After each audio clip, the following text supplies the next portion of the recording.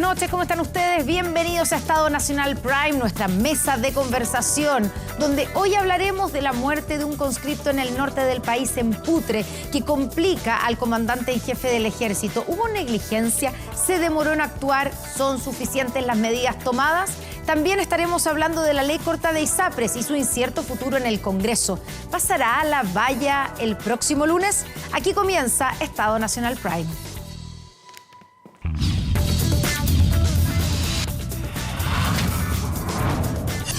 Estado Nacional.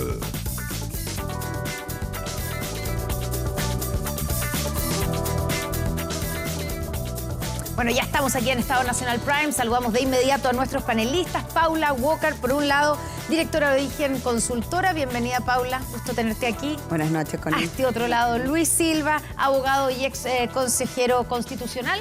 Bienvenido. Muchas gracias. Gracias por estar con nosotros. Y vamos a partir hablando de, yo lo enuncié como, digamos, la muerte de un conscripto que tiene complicado al comandante jefe del ejército. No es solamente la muerte del conscripto, sino que además 45 otros conscriptos que terminaron hospitalizados. Hoy día supimos que a uno de ellos le amputaron una mano. Y quiero, para empezar la conversación, que escuchemos a la ministra en visita, Jenny Buck, que hoy día se trasladó a Arica, donde realizó y está haciendo intensas diligencias. Escuchemos. Frente a la solicitud de una nueva autopsia, ministra. Lo más probable es que sí se vaya a acceder a eso. Si fue producto de un delito o fue producto de una causa natural. Tomé varias declaraciones que fueron muy provechosas y además les quiero señalar, para tranquilidad de la familia, especialmente, y los conscriptos que se encuentran en Arica, que la fiscal militar había realizado muchísimas diligencias con bastante éxito. ¿Cuánto complica al comandante en jefe del ejército el caso conscripto, Paula? Sí. Bueno, buenas noches, Connie, buenas noches, Luis. Yo creo que este es un caso de la máxima gravedad. Y es un caso... ¿Dónde está la gravedad? O sea, digamos, más allá de las consecuencias. Estoy pensando en el comandante en jefe del ejército. Sí, la gravedad, para mí, yo creo que para la mayoría de la gente que tiene una mínima información sobre este tema, tiene que ver con la reiteración de las cosas. No nos olvidemos que el año 2005 estuvo la tragedia en Tuco, donde murieron 44 soldados conscriptos y un suboficial. Han pasado varios años y ocurre algo relativamente parecido. Por suerte no fueron 44 personas las muertas, pero vamos en una persona muerta de 18 años, prácticamente un niño, un chico que le amputaron una mano y una serie de contradicciones, incluso mentiras, entre lo que informaba el Ejército de Chile y lo que fue contrarrestado por el director del CEFAM, donde llegó el muchacho muerto, e incluso por sus compañeros conscriptos. De hecho, se habla de el mando de esta pelotón brigada, no sé cómo se llama, que estaban tomando vino en caja, que estaban tomando cerveza.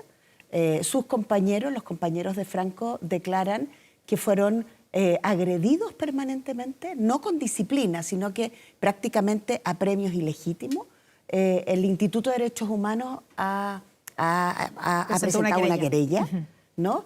Y luego hay muchas contradicciones. De hecho, esa foto, o yo digo esa foto que es la que estoy viendo enfrente, pero el Ejército subió imágenes y cuando se les pregunta a los compañeros de Franco, que son los que declaran, la justicia tendrá que determinar si eso es real o no, los mismos compañeros dicen, no somos nosotros los que estamos en esa fotografía. Entonces, yo creo que el comandante en jefe del Ejército está en una situación sumamente delicada. Mañana se ve con el presidente y con la ministra de Defensa.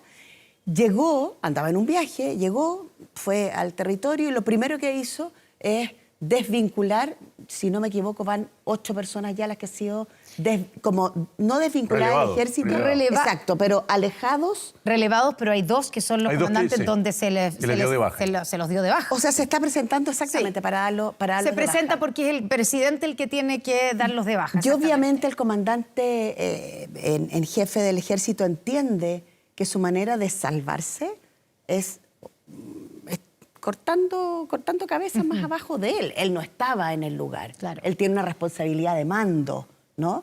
Pero no nos olvidemos que el año 2005 el comandante Cheire, que era el que estaba, era el comandante jefe, no renunció. O sea, no solo no renunció, renunció. el presidente de la Sí. época no le pidió la renuncia tampoco. Exactamente.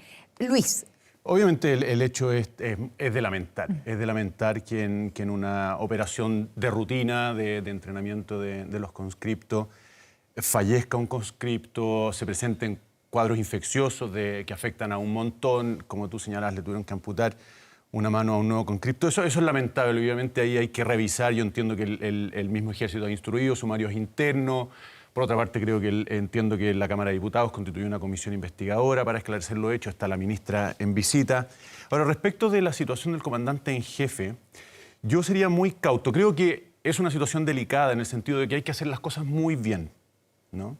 Y creo que la señal que ha dado... Claro, la pregunta es si las hizo o hasta ahora si las ha hecho bien, porque o si empezó a hacerlas bien un poco tarde. Desde mi punto de vista, hasta ahora el comandante en jefe lo ha hecho bien, la comandancia en jefe lo ha hecho bien, porque en cuanto identificó que habían imprecisiones, no sé qué significan honestamente, porque yo no quiero contrastar con la información de la querella al Instituto de Derechos Humanos. Ya podemos hablar de ¿Tú no eso. le crees? No le creo. Al Instituto Nacional No, de Derechos? lamentablemente... Porque esa querella está hecha en base al testimonio de 5 conscriptos. de 5 conscriptos. Exactamente. A los que no les crees es a los conscriptos. No, al instituto. Yo, o sea, no es que no le crea, pero pongo un manto de duda que voy a esperar a que se esclarezca en el procedimiento judicial. Porque lamentablemente el instituto... Como buen abogado, digamos, Sí. porque más allá de que sea el Instituto Nacional de Derechos Humanos, cuando se presenta una querella y hay una serie de testimonios, es una parte, obviamente, de la historia. Por supuesto, que hay que contrastarla con la otra parte. Efectivamente. Pero creo que este es el momento de hacer las cosas muy bien. Insisto, creo que la comandancia en jefe hasta aquí lo ha hecho bien, porque en cuanto ha detectado alguna irregularidad en el procedimiento, en cómo se transmite la información, etcétera, ha actuado. Pero aquí es muy importante dejar actuar a la justicia. Y yo en ese sentido, yo comprendo la conexión entre este caso y Antuco. Pero creo que es importante también dejar un espacio para las diferencias que deben haber en los dos casos, ¿no? ¿Dónde están las diferencias? Más allá de la consecuencia que en un caso son una que a mí me parece bastante evidente es que hay un margen muy amplio para que lo que realmente pasó en el caso del conscripto de Putre sea un accidente.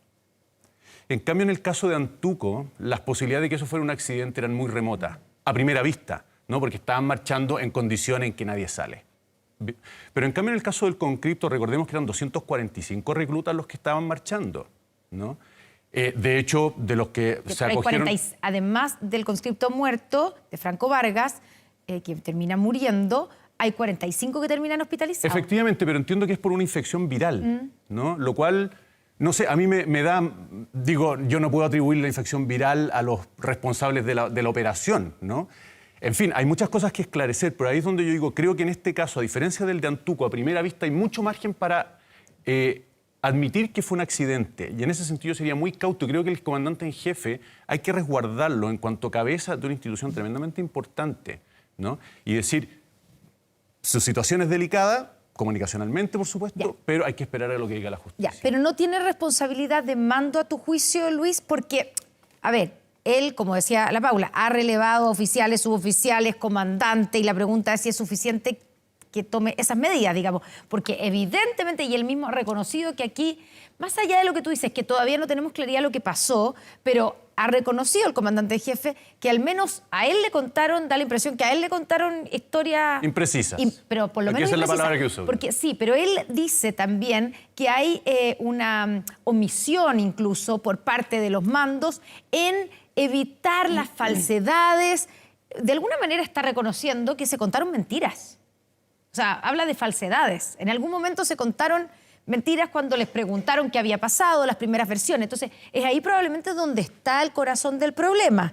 Más allá de que no sabemos lo que pasó, todas las primeras... O sea, cuando dicen que Franco Vargas llegó vivo al CEFAM y después de varios días supimos por la versión del director, del jefe del CEFAM, que llegó sin signos vitales y muerto, es bien diferente la versión. Pues entonces uno con eso dice, pero entonces podemos cuestionar todo el resto de las informaciones. Sí. Entonces, probablemente esa es la parte más complicada. Es delicado, por supuesto. Y ahí, ¿qué responsabilidad podría tener el comandante jefe? Bueno, todo depende de lo que nos entregue la investigación. Yo por eso creo que hay que ser muy cautos, Porque de lo que creo que tenemos que evitar, ¿no?, es del riesgo de empezar a atribuirle a las cabezas de las instituciones todas las negligencias, todas las infracciones, todos los delitos que puedan cometer sus subalternos, cuando no hay por parte de la cabeza complicidad demostrada, ¿no? De alguna manera lo conversamos en el programa anterior, pero es la tesis de la fiscal Chong persiguiendo la responsabilidad del general director de Carabineros. Para mí es un escenario muy parecido y yo soy tremendamente contrario a la teoría de la fiscal Chong, que es atribuirle a la cabeza, a la cabeza del mando, ¿no es cierto?, las eventuales responsabilidades que pudieran tener los subalternos en condiciones en las que él no podía responder, porque entendamos que el comandante en jefe obviamente no puede responder directamente por lo que pasó en Putre. Ahora, ¿tú estás de acuerdo con eso, Paula? No, estoy extraordinariamente en desacuerdo con ¿Tú Luis. crees que aquí podría haber responsabilidad de mando, efectivamente? O sea, quiero separar las cosas que él dice. Luis dice que hay que ser cauto, pero siempre hay que ser cauto con el ejército, pero pone de inmediato dudas con respecto al Instituto de Derechos Humanos y de inmediato hace un símil entre la fiscal Chong y lo que está haciendo la actuación de la justicia hoy día. Y a mí me parece que eso es totalmente arbitrario, Luis. O sea, es parte de la cautela, creo yo. No, pero tu cautela siempre es con el ejército. No. Y de inmediato dudas de la querella del Instituto de Derechos Humanos. Querella que está basada en testimonio de 5 soldados con cripto. O sea, es como que tú no le creyeras a los soldados. Y los soldados dicen, me patearon la cabeza. ¿Tú sabes cómo los trataban, lo que les decía? O sea, lo que dice la querella. O sea, porque esa es tu fuente de información, supongo. Sí, pero la querella está basada en testimonios que además los mismos con cripto han dado en medios de Por comunicación. supuesto, yo no estoy diciendo que mienten, es simplemente poner un manto de duda. Tú partiste diciendo, no le creo al Instituto de Derechos Humanos. Pero eso no significa que crea que esté mintiendo, ¿o sí? ¿O es exactamente lo significa? mismo? ¿Cuál es la diferencia? ¿Y cuál es la Yo diferencia? es poner un manto de duda, es decir, yo quiero esperar, yo voy a suspender. dijiste, no le creo. Yo voy a el Instituto suspender Nacional el de juicio. Derechos Humanos Claro, haya es que- exagerado. Esto estoy pensando. ¿Cuál es la duda? Porque yo escuché Pero eso si durante mira el cómo- día hoy también. Mira cómo se comportó durante el estallido el Instituto de Derechos Humanos. ¿Realmente te da credibilidad una conducta como esa? Recuerda que el director Pero del separa Instituto de las Derechos... cosas. Es que no lo separo porque no han pasado tantos años y es el mismo instituto. Recuerda que el mismo Son director cosas diferentes. se hizo parte de una acusación a Carabineros diciendo que se torturaba en la Plaza Baquedano. Pero aquí El estamos director hablando- del Instituto de Derechos Humanos. Pero, Estamos hablando de la misma institución, no, Luis, Paula. estamos hablando de 5 soldados con cripto que tienen menos de 20 años, que han dado testimonio y que están dentro de la querella. Y tú partes esta conversación diciendo, no creo en eso. Yo suspendo el juicio respecto al contenido de esa querella porque lamentablemente las pruebas que ha dado de la seriedad en sus querellas el Instituto de Derechos Humanos son muy débiles. Y pongo por sobre la mesa las miles de querellas que presentó contra uniformados por hechos del estallido. Miles. Con una irresponsabilidad que llega al punto de atribuirle hechos que ocurrieron en el norte a personas que está persiguiendo en el sur. Pero esta es otra querella. Pero es el mismo instituto y entonces yo tengo dudas razonables de que esté operando en este caso con tanta seriedad como para prestarle mi asentimiento a lo que se declara en el texto. Yo pongo un manto de duda y digo, esperemos. Pero no pones el mismo manto de duda frente al ejército. Pero si es que él mismo, estoy diciendo, si el ejército presenta de vuelta pruebas, yo diré, bueno, que se esclarezcan. Pero eso es lo propio de un proceso judicial. Y es ¿no? lo mismo que uno esperaría de los testimonios de los chiquillos. Los chiquillos dicen cosas bastante terribles. Dicen que les patean la cabeza, dicen que los torturan en términos de no dejarlos dormir en la Claro, a noche. premios legítimos. Tienen la ropa, los dos casos, Antuco y Putre, se parecen, y eso es lo más grave de todo, porque el Ejército de Chile es una institución, bien lo decía uno de los soldados con cripto, el 80% de esos muchachos iban de manera no obligatoria, sino que de manera voluntaria, Sí, sí. porque querían ser militares, porque además podrían aportarle al ejército una cosa súper interesante, que es cómo se están comportando los jóvenes hoy día. Son personas que les importan los derechos humanos, les importa la dignidad Por de la supuesto. persona, y eso hace que el ejército sea un mejor ejército. En la querella, de la cual tú tienes duda, lo que dicen muchos muchachos es, me trataban, me decían, pareces una niñita, eres una basura, pareces un lesbiano. Claro. Imagínate la manera Pero mira, de, Paula, o sea, de yo- formar a los muchachos. No A mí me quiero parece discutir sobre esos súper- hechos, pero creo Pero que es que eso es lo que es claro, pero creo que es importante. importante entender bien de qué estamos hablando. Porque ¿Y de qué estamos hablando? ¿Estamos hablando de la muerte del conscripto o no? ¿O estamos hablando de cómo el ejército trata a los conscriptos? es que Porque es que no es lo mismo. Claro, No es lo mismo. pero no es lo mismo, son pero dos todo cosas parece- diferentes. pero- Son dos cosas diferentes. La investigación que sigue la ministra en visita Es por qué tiene murió que Franco. ver con la muerte de Franco. Y perdón, la muerte de Franco, los 45 otros Efectivamente. soldados Sí. Pero que están enfermos, uno que Por supuesto, acaba de pero no perder tiene, una mano. no tiene que ver con los malos tratos que se supone que No reciben. sabemos. En principio no.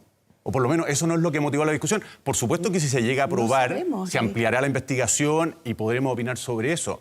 Pero creo que no es importante no manchar el objeto central del interés hoy día de la prensa, que es la muerte de un conscripto, ¿no? Con cuestiones que son periféricas a ese hecho central, graves si se prueba que son verdaderas, por supuesto, pero que son distintas y que tiene que ver con el tratamiento que recibirían los conscriptos en el ejército, que es un tema distinto. No digo menos importante, pero distinto. Ahora, ¿qué tan grave o qué puede pasar en la reunión de mañana? Mañana, porque lo que sabemos, ¿cierto?, es que hoy día el comandante en jefe se reunió con la ministra de Defensa.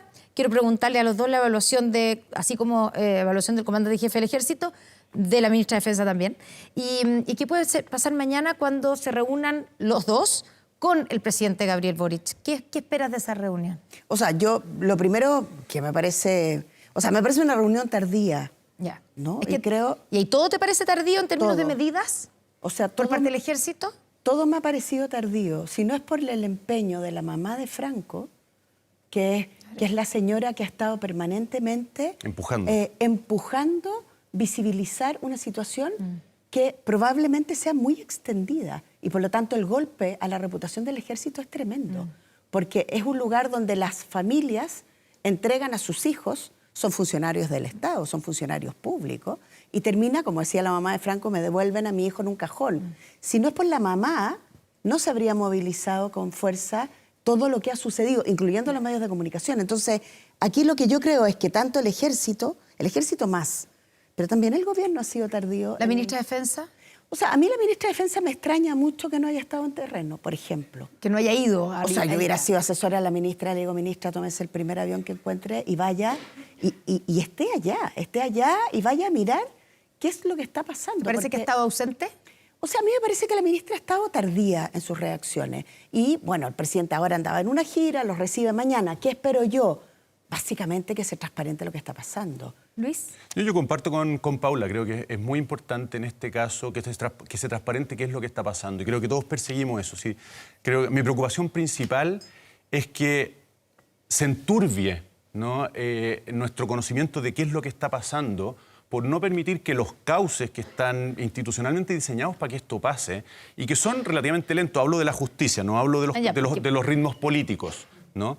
Porque, No, sí, pero los cauces, cuando tú hablas de los cauces, también podríamos pensar en que en el mismo ejército, dando las primeras respuestas, y ahora sabemos que las respuestas no eran... No, evidentemente... Eran por lo menos imprecisas. No, evidentemente... Por lo tanto, no sé si podemos Contradictorias. confiar. Deficiente, no, deficiente. Ya, entonces No, por eso supuesto. tú dices, esperemos, como sentados esperando. Claro, no. Junto al mar, digamos. No, la tarea de la ministra, Ya. O sea, obviamente a nosotros no nos compete juzgar, creo que nosotros Sí. no debiéramos juzgar. Ya. Pero ¿te realmente, parece? porque creo que son muy pocos los antecedentes que tenemos. Solo quiero poner uno sobre la mesa que creo que ayuda a matizar también.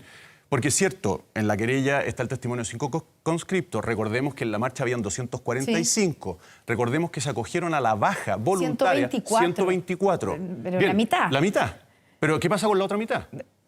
Digo, hay que considerarlo, no hay que olvidar eso, porque si fuera No, que si fuera todo... exactamente para todos como nos lo relatan, probablemente todos se habrían dado a la vaca. Pero, Luis, ¿no? Digo, es ¿por el qué? ¿Qué explica? 50%. De acuerdo, pero ¿qué es lo que explica que se haya quedado el otro 50%? O sea, bueno, supongo que razones miles, pero es que el punto no es lo que se No, queda. es que creo que no El podemos punto es lo que se ignorarla. van. Claro, no, es que creo que no podemos ignorar. Tenemos que acoger las razones de los que se van y las razones de los que se quedan.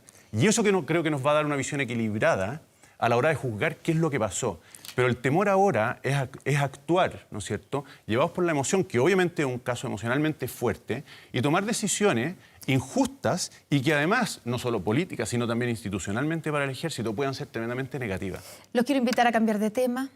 Estamos en contacto ya con el senador Juan Luis Castro, que ha estado intensamente dentro de la negociación de la ley corta, que finalmente vio la luz después de 3 días de intensas negociaciones, además de un año ya que llevaba cierto en tramitación la ley corta, pero en la comisión mixta fueron 3 días, diría yo, de intensas negociaciones.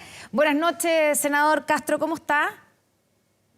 Buenas noches, Constanza, Luis y Paula. Encantado de saludarles. Bueno, Buenas noches. Se logró destrabar la ley corta de ISAPRES, se va a pagar supuestamente la deuda en 13 años, ya sabemos las condiciones, pero se van a encarecer los planes para los afiliados. ¿Es un buen resumen de lo que terminó pasando? O sea, el proyecto de ley me parece que era necesario que hubiera, que se aplicaran los fallos judiciales, que ya llevan 1 año y medio, en favor de la gente, por cierto, después de mucho tiempo, pero el arreglo financiero, esa parte, porque además hay una parte regulatoria y una parte de reformas posibles más adelante, me parece que deja un cierto sabor amargo en cuanto a que traspasa una parte del desequilibrio financiero a las personas. Son 2,7 millones de usuarios que están en el sistema ISAPRES, que viene judicializado ya hace bastante tiempo, y que obviamente después de esa sentencia esperan devoluciones, esperan rebajas de precio, y no precisamente aumentos durante 3 años mediante el ICSA, que es una especie de IPC de la salud, hasta el 2027, o una prolongación de los tiempos de espera de las devoluciones por 3 años más.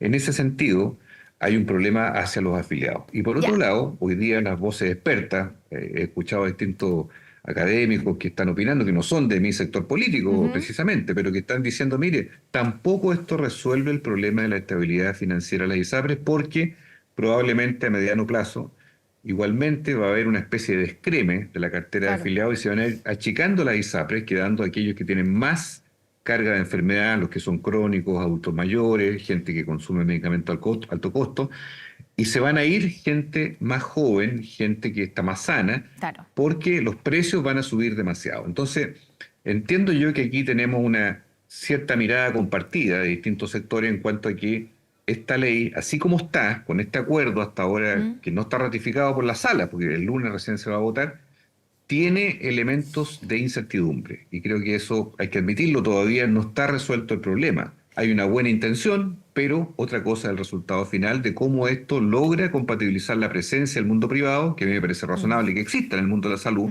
bajo reglas de seguridad social, por cierto, pero al mismo tiempo justicia social para las personas que han pagado religiosamente su plan.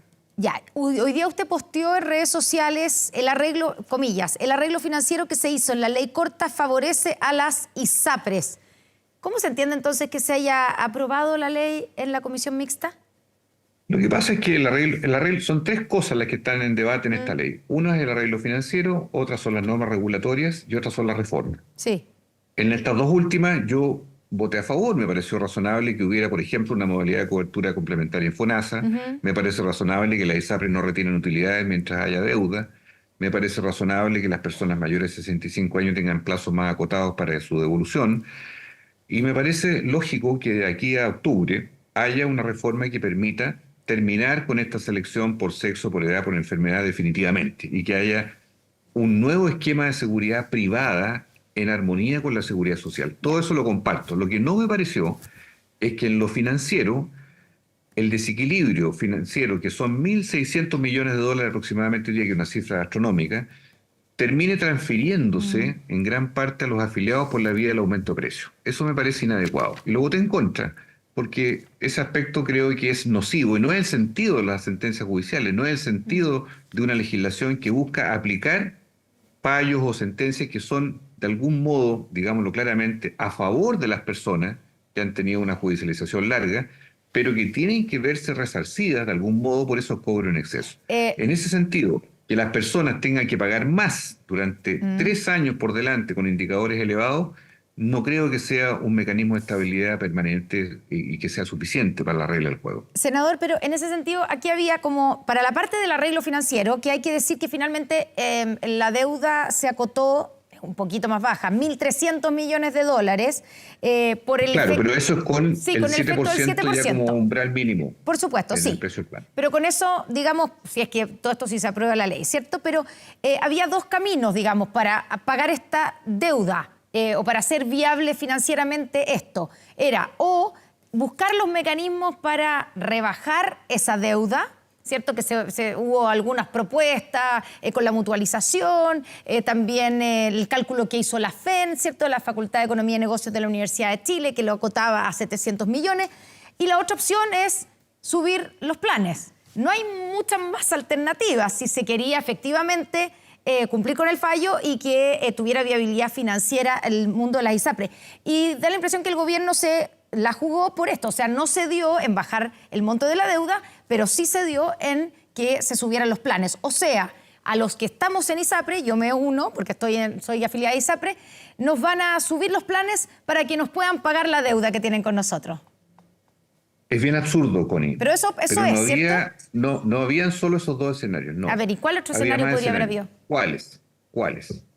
Uno, hoy día las licencias médicas, llamado subsidio de incapacidad laboral, consume prácticamente 5 de los 7 puntos de la cotización obligatoria en salud. Es un gasto astronómico en materia de licencia médica que durante más de 34 años, desde el 90 hasta ahora, no se ha regulado. Tenemos un problema ahí. El gobierno va a enviar un proyecto de ley, pero eso yo creo que es un poco tardío para enfrentar una contención de costos que no es de cargo del bolsillo de los usuarios.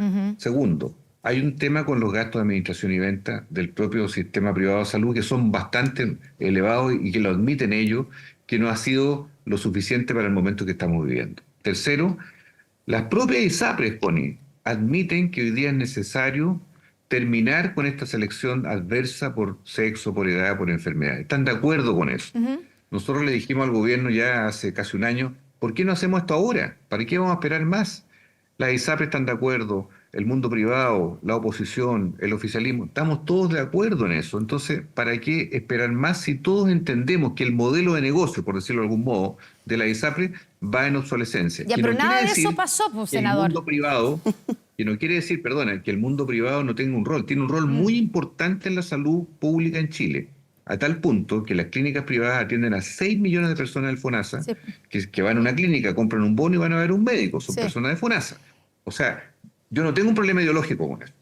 Tengo un tema de sustentabilidad que tiene que tener equilibrio y reglas claras para todos. Ya, por supuesto, y pero eso que usted está describiendo, que es como la gran reforma, o la reforma larga, porque acordémonos que estamos aquí en una ley corta, que supuestamente iba a ser corta, se demoró más de un año casi, para resolver un problema puntual. Y todavía queda pendiente lo otro, pero en nada de eso ha habido todavía un acuerdo, senador. Y por eso le quiero preguntar, para darle la palabra a la Paula y a Luis, ¿es efectivo que cuando estaban a punto de llegar a un acuerdo, hace un par de días, usted se descolgó y frenó el avance del proyecto?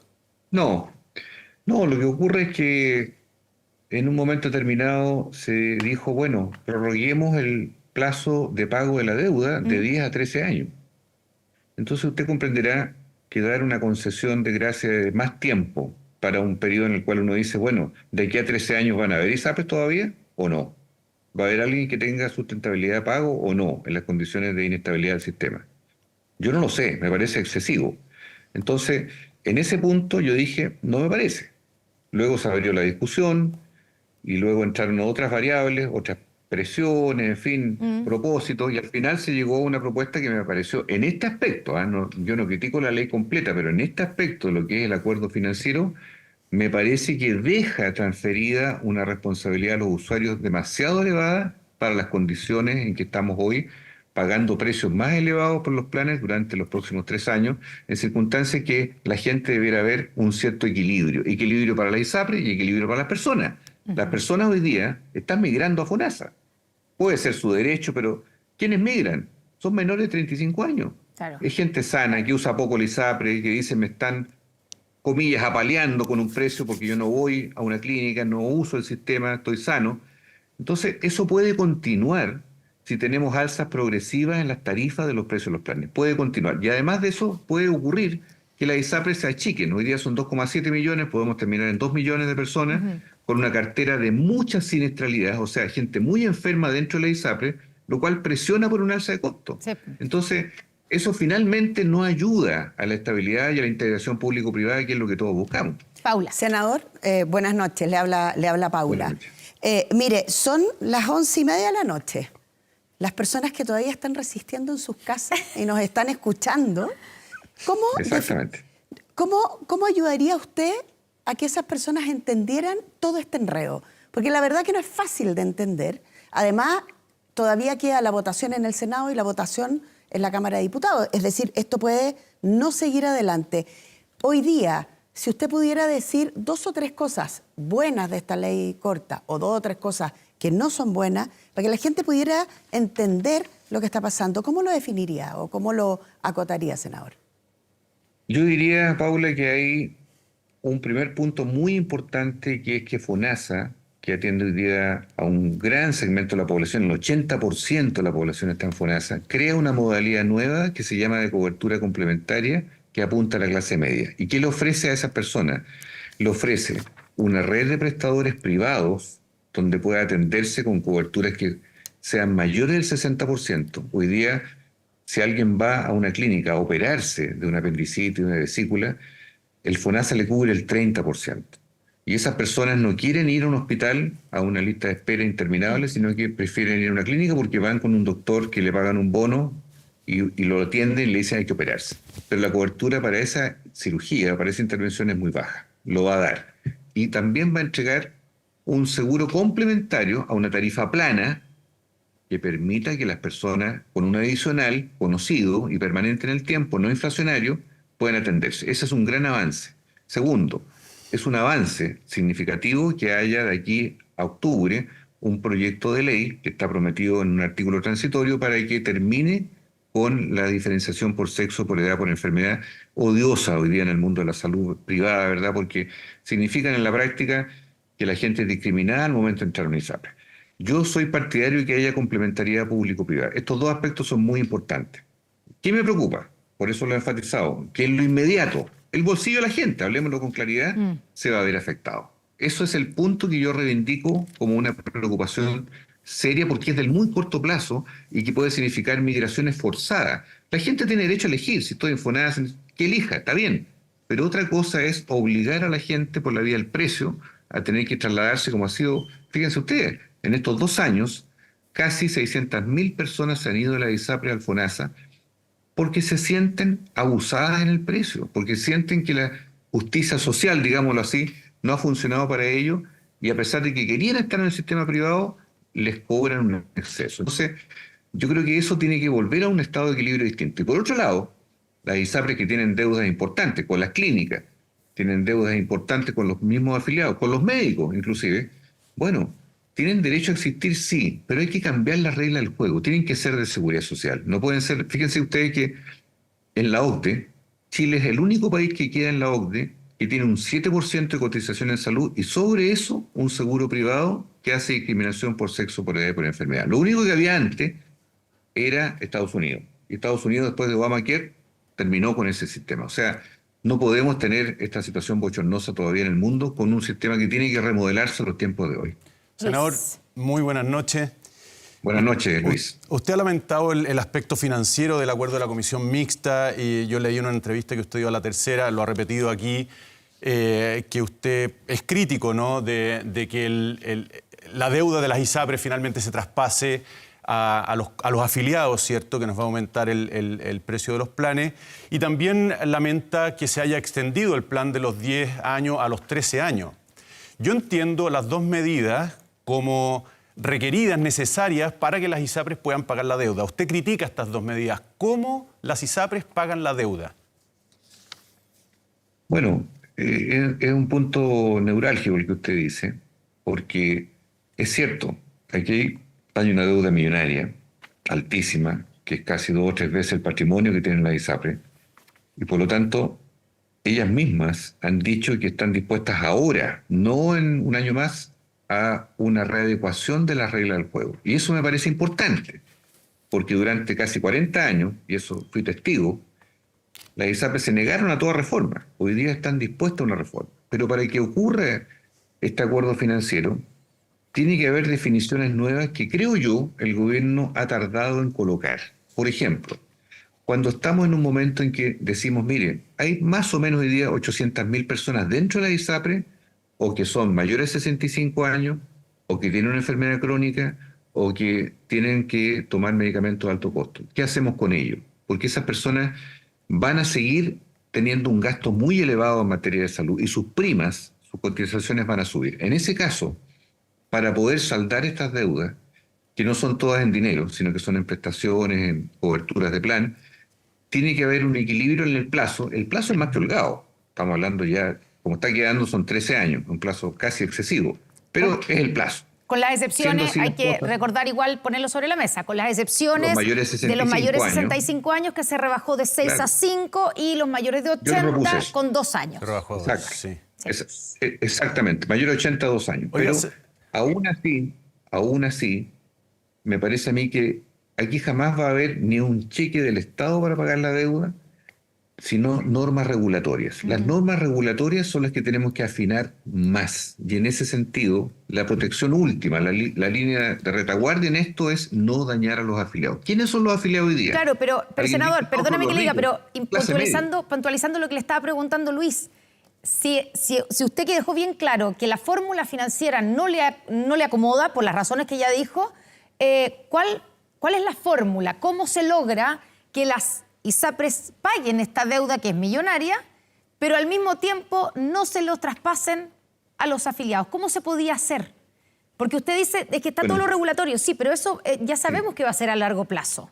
Pero ¿cómo se resuelve hoy? Porque recordemos que el plazo para la aplicación de ese fallo es el domingo.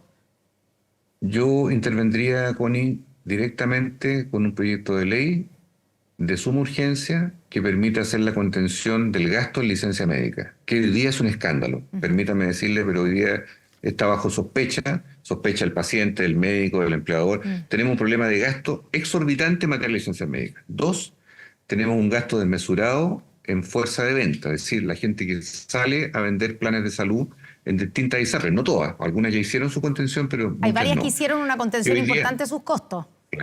Claro que sí, y es meritorio, lo hicieron antes, y están pagando hoy día el costo de alguna manera de tener un ICSA o un IPC de la salud más bajo. Pero esto tiene que tener incentivos y castigos, y eso no se ha planteado sobre la mesa. Yo soy partidario de que en este sentido el sistema privado tenga reglas más claras del juego, y yo creo que ellos están dispuestos. Yo no soy un persecutor del sistema privado, pero creo que el sistema privado hoy día, para ser sustentable, requiere algo más que esta ley, que así como está, todavía no termina de arreglar el problema del equilibrio financiero, pero deja, desgraciadamente, la sombra de duda del castigo al bolsillo de los usuarios. Oiga, déjeme preguntarle algo. La gente que también hay preguntas que la gente se hace. Para los que ya han emigrado a FONASA, pero que tenían algún contrato en algún momento con las ISAPRES en el periodo en cuestión, ¿cierto? En el periodo en que se falla y por lo tanto que se les habría cobrado más de lo que necesitaban cobrarle. Esa gente que migró a FONASA o la gente que hoy día migre a FONASA, ¿igual se les va a pagar o se les va a hacer esta devolución? Exactamente. Todas las personas que a abril del 2020 tenían un plan en una ISAPRE, se les aplica desde este 12 de mayo una única tabla factoria, había 900 Sí. en el mercado. Se le aplica una, la que dijo la Corte Suprema. Si quedaron por debajo del precio que pagaban en aquella época, empiezan un proceso de devolución, independiente que estén en otra ISAPRE, independiente que estén en FONASA o si no están en ninguna parte. Igualmente se les abre una cuenta especial de devolución que la crea la Superintendencia de Salud para poder resarcir el tiempo en que ellos estuvieron en ese ISAPRE y se les cobró de más. Eso es lo que establece el fallo de la Corte Suprema. Senador, yo lo leí también en la entrevista, usted lamenta, y yo comparto absolutamente con usted este sentimiento, lamenta que haya tenido que regularse algo tan importante a la carrera. Y estamos corriendo, o están corriendo, yo me siento parte porque creo que nos afecta a todos los chilenos, porque hay un fallo de la Corte Suprema que nos pone entre la espada y la pared. Y hay un fallo de la Corte Suprema porque nunca hubo una respuesta del legislador a la sentencia del Tribunal Constitucional de 2010. Entonces aquí, perdóneme, pero ¿existe alguna suerte de mea culpa que el Congreso debiera hacer? Porque mal que mal la situación está forzada por un fallo de la Corte Suprema que es tremendamente cuestionable porque en la práctica es una ley al legislador. Me gustaría conocer su opinión allí, porque creo que se nos ha configurado un escenario que es indeseable. No, mire, yo soy el primero en hacer la autocrítica. Aquí hubo una negligencia grave del sistema político, que incluye dos gobiernos de distintos signos, que incluye el poder legislativo completo, porque esto se dejó pasar. Nadie quiso enfrentar esto, y yo me pongo ahí a la fila de eso mismo, no lo miro desde afuera. Yo he sido legislador varios años, entonces entiendo y comprendo lo que usted está diciendo, porque aquí Si hubo un error de origen, es que de aquel fallo que usted, que es profesor de Derecho, sabe que el 2010 en adelante el Tribunal Constitucional dictó sentencias sobre esta materia. De ahí en adelante vinieron comisiones presidenciales, de la presidenta Bachelet, el presidente Piñera, en fin, con todo el respeto que me merecen, de alto nivel, proponiendo reformas, y esas reformas nunca cuajaron. Y llegamos a una judicialización extrema. Y producto de eso la Suprema dictaminó lo que dijo. Hay gente que puede estar a favor, en contra, los juristas, en fin, de lo que dijo, no lo dijo, era un fallo erga omnes o no, en fin, los lenguajes jurídicos en eso escapan un poco a mí, pero sé que puede ser discutible, pero son fallos. Pero sí admito que aquí hubo un fracaso de toda la clase política. Y llegamos a este escenario terminal en un momento dramático, con una crisis financiera enorme del sistema de ISAPRE, con culpas que no se asumieron de ellos y con culpas que no se han asumido en el sistema político. Y creo que en ese cuadro, que no quiero llorar sobre la leche derramada, tenemos que asumirlo como una realidad, pero para enfrentarlo y resolverlo, porque no sacamos nada con llorar sobre esto. Esta ley corta, a mi juicio, se queda corta, para serle bien sincero. Senador. Para resolver ese equilibrio y para resolver los problemas de la ciudadanía, aún dista un poco más. Senador, me quiero tomar de sus palabras, ¿no? Cuando dice que esto es producto de un fracaso generalizado de dos gobiernos de distintos signos y de la clase política. Fracaso que termina pagando, como usted bien acaba de decir, el fracaso de ustedes lo terminamos pagando todos nosotros, de alguna manera, con plata de nuestro bolsillo. La pregunta es si esto no prospera, si esta ley corta es rechazada, ¿qué pasa?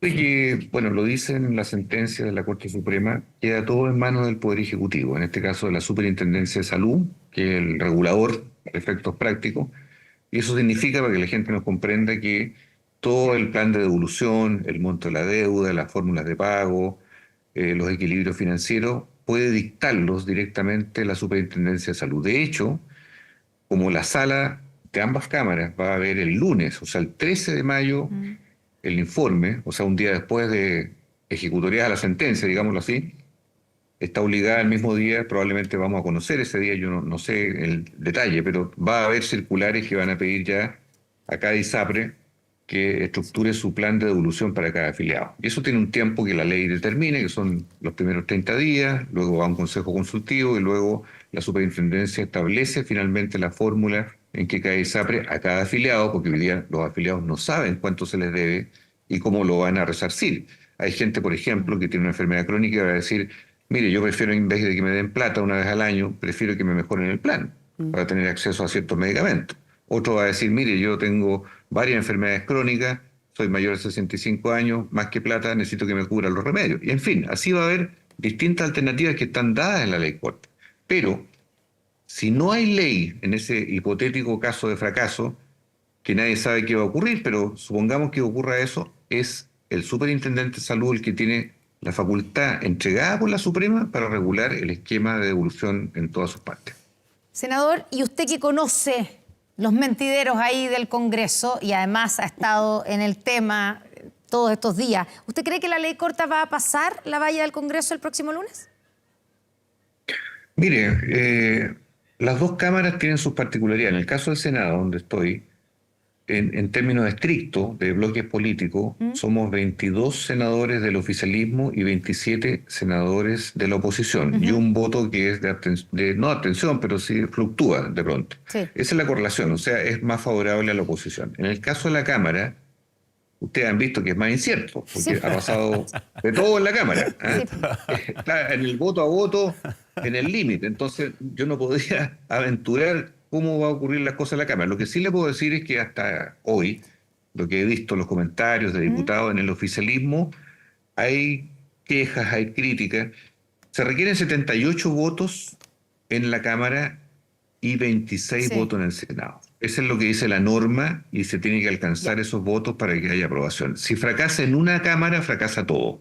Eso es lo que establece la Constitución. Y usted dice, es difícil saber cómo se van a comportar los diputados, pero en el caso del Senado, en su sector, ¿están comprometidos todos los votos? ¿Se alinean No lo sé. todos los senadores del oficialismo? No lo sé. No lo sé, sinceramente, porque porque no he estado en contacto con todos los senadores. Yo creo que vamos a tener reuniones durante el fin de semana. Pero el ¿cómo lunes está el vamos ánimo, a digamos, indagar. después de estuvieron 3 días que casi durmieron juntos? ¿Cómo está el ánimo digamos, yo sé que eso es la comisión mixta, no es toda la Senado, pero el Senado no es tan grande. Exacto. ¿Cómo ve usted Mire, que conoce? Por eso le digo. Me cuesta hacer un pronóstico. Le digo, no Wow. por eludir la respuesta, pero me cuesta hacer un pronóstico. Concurrió Chile Vamos al acuerdo.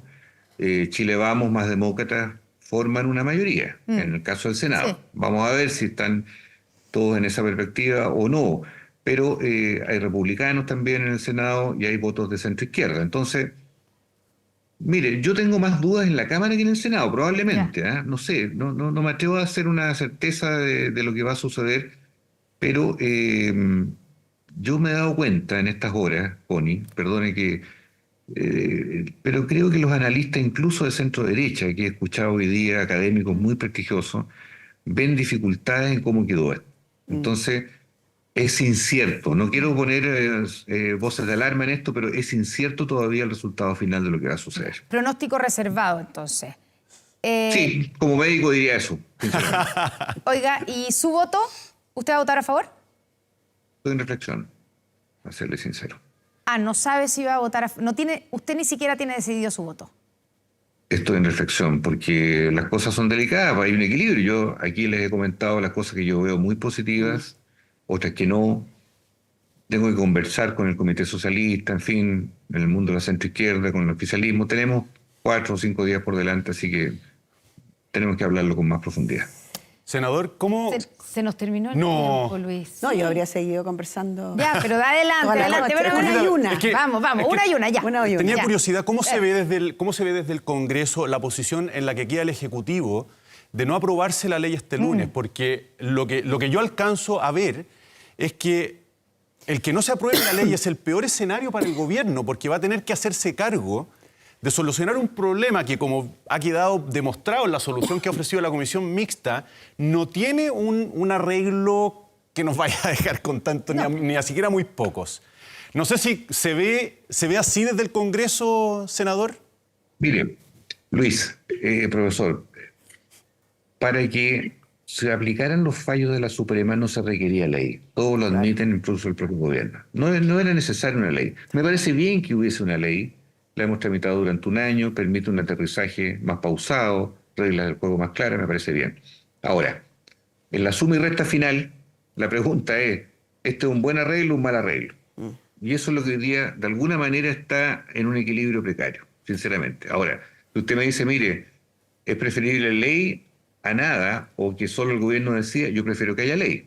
Sí. Pero depende cómo se aplique esa ley. Y usted, como buen abogado, sabe que las leyes tienen intersticios, tienen fisuras, tienen distintos articulados que a veces ayudan y a veces confunden. Entonces, este es un tema extremadamente complejo, porque aquí equilibrar la finanza de un sistema que no queremos que desaparezca, porque yo no soy de los que está persiguiendo a las ISAPRES para que mueran, pero sí quiero que los usuarios nos sigan pagando la cuenta y sí quiero que las ISAPRES entren a un régimen de una vez por todas de seguridad social, que me Senador. parece que eso es bastante más compartido. Senador, para Sí. alcanzar a hacer la última pregunta, ¿hay conflicto de interés en el Senado con esta ley y con el apoyo a las ISAPRES?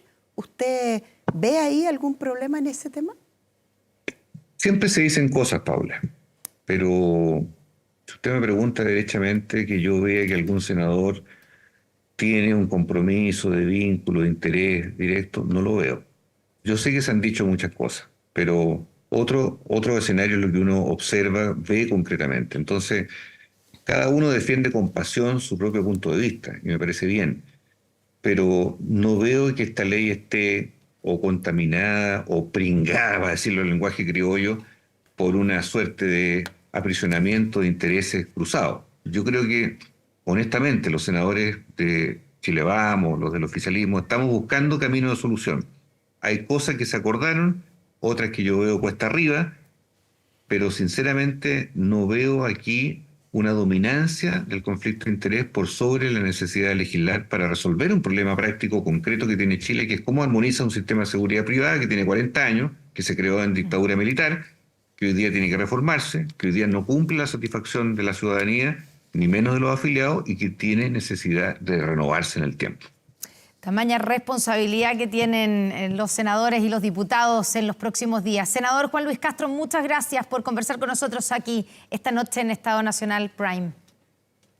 Hasta pronto. Adiós, muy senador. amable. Buenas Juan noches. Luis y Paula, hasta pronto. Hasta luego. Nos vamos a ir a la pausa, pero antes les quiero decir, aumenta la delincuencia, no grave robos, evítelos con Tepillé, la empresa líder en seguridad preventiva con monitoreo de cámaras de seguridad y audio disuasivo en tiempo real. Tepillé protege 24/7 su empresa y también su hogar. No sea usted la próxima víctima y contrátelos en tepillé.cl. Pausa, ya estamos de vuelta con más aquí en Estado Nacional Prime.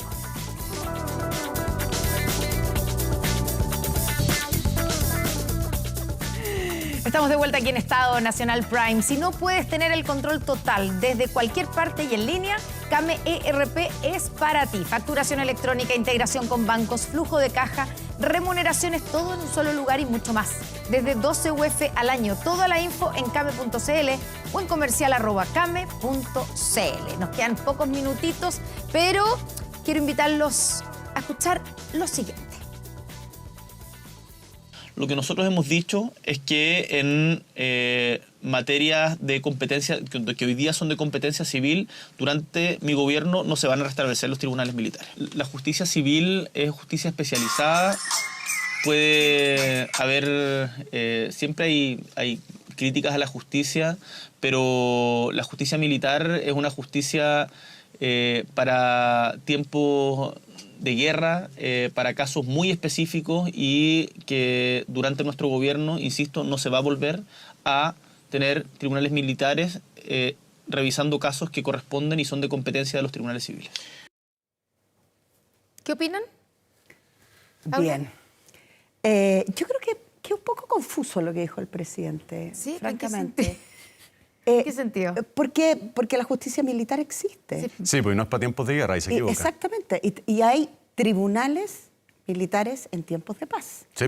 De hecho, la misma... Ministra en visita. Hoy día la preside ministra la en Corte visita Marcial. dijo, preside la Corte Marcial, le preguntan, ella dice, hay 2 investigaciones, Fiscalía, más la investigación que estoy teniendo como ministra en visita, y habrá que definir si se queda en sede de Corte Marcial. O sea, yo creo que el presidente ahí como que, no sé, rara la cuña. Yo entiendo que tiene una simbología. Ahora, yo no voy a tratar de interpretar al presidente, pero en el fondo acotemos que lo que está respondiendo el presidente o a lo que está respondiendo es a esta idea de la oposición de reponer, ¿cierto?, la justicia militar para los casos, algunos casos, ¿cierto?, en el contexto de las RUF, Claro. de las reglas del uso de la fuerza. Claro. Y en el fondo él se opone a eso. Entonces la pregunta es también, ¿y qué pasa si el Congreso Nacional finalmente decide sí restituir la justicia militar en las RUF? ¿No va a respetar la decisión del Congreso? Ahí queda... Claro, se quemó innecesariamente. Por otra parte, yo no puedo compartir lo que dice el presidente. En primer lugar, porque aquí creo que hay un acuerdo muy amplio de que hay que tomar todas las medidas que robustezcan al Estado para responder a la crisis de inseguridad. Y la posibilidad de restaurar la justicia militar para juzgar los casos en donde interviene un uniformado es una de esas medidas y no se puede descartar de plano. Lo que yo veo en la declaración del presidente es que se asoma un trauma, porque no explica por qué descartar la justicia militar, aparte de una razón que es mala, que dice que son para tiempos de guerra, porque se equivoca. Son también para tiempos de paz. Entonces, la razón es, ¿por qué descartar de plano el restaurar la justicia militar si es que cumple con la función de robustecer a las fuerzas policiales, a los uniformados, en el cumplimiento de una misión que hoy día se revela como urgente, que es la lucha contra la inseguridad? Yo tengo la impresión que esto, incluso desde el mismo Congreso, por las declaraciones que hubo hoy día, van a retroceder también. O sea, no van a insistir en... Porque recordemos que fue declarada Tal cual. inadmisible en la Cámara de Diputados. Entonces uno podría pensar que si la reponen en la discusión en el Senado, bajo los mismos argumentos, lo más lógico es que también se declare inadmisible. Exacto. Por lo tanto, varían como un papelón un poco. Sí, todo indica con reponerla. todo indica que eso no va a ocurrir. Pero es interesante cómo cómo la discusión sobre la seguridad termina siendo siempre un debate súper ideológico entre fuerzas opuestas. Y poco se piensa en el valor público de vivir en un país seguro. Entonces, todas estas como zancadillas que terminan siendo como una especie de bola de nieve, ¿no? Nos distrae de una cuestión súper relevante, que es tener un Estado robusto para enfrentarse hoy día a un problema que tiene otra magnitud. Si antes te cogoteaban en la calle y te tironeaban la cadenita de oro o no, bueno, hoy día estamos hablando de un crimen organizado que avanza más rápido que el Estado. Entonces, estas discusiones yo creo que nos distraen malamente del valor fundamental de tener un mejor Estado para enfrentar el crimen organizado y la inseguridad. Se nos acabó el tiempo, pero ¿tú estás a favor de que se reponga en la discusión en el Senado, pese a haber sido declarada inadmisible? Mira, no tengo antecedentes de qué es lo que más conviene políticamente, porque efectivamente, si se va a rechazar, creo que sería un error volverlo a presentar. Si hay posibilidad de que se admita, a mí me encantaría que se discuta, porque creo que hay ahí una herramienta más para respaldar el actuar de nuestros uniformados en la lucha contra la inseguridad. Ya, bueno, para terminar, el fiscal nacional Ángel Valencia hoy día mismo también comentó que esa indicación que busca reponer la justicia militar en la RUF es una mala señal. Lo ha dicho el fiscal nacional en Radio Duna, efectivamente.